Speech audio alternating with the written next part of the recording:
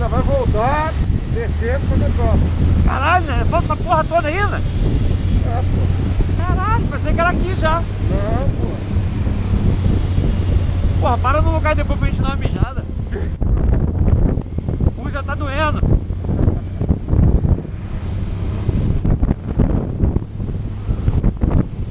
É 8 horas.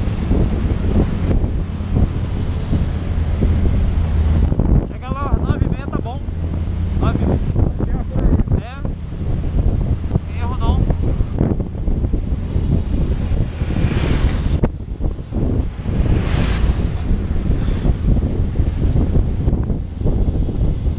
Olha o cheiro do pinho.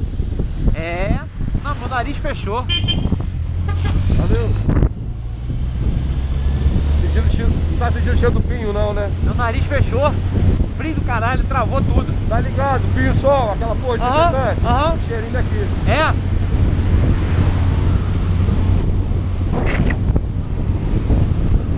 Bora, som, sai.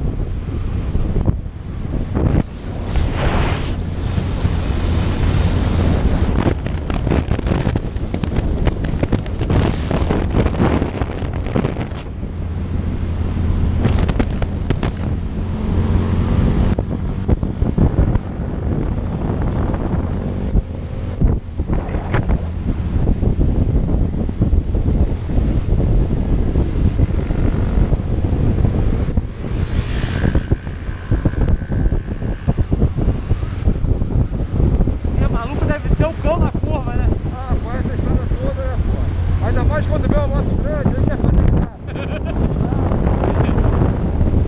Deixa ele. Deixa eles embora, vai com Deus. Vai com Deus. Eu falo assim, minha esposa fica bolada. Eu ando devagar pra caralho de carro. Aí eu falo, vai com Deus, amigo, vai embora. Deixa eu aqui devagar. Não é que eu gosto de andar devagar não, mano. Mas quando eu não conheço, eu não, eu também. Não, eu particularmente ando devagar, de carro e de moto. Ah, quando eu pego o carro eu gosto de acelerar. É? Não, mas também não ando, mano. Ah, qual maluco, não. Mas eu ando a 120, 140. Eu ando de carro. Foda quando tu pega alguém ali, fica correndo, caralho. Ou você passa de uma vez, meu irmão. Ou deixa você passar, né? Aí entendeu que fica ali amarrando, porra do... Né?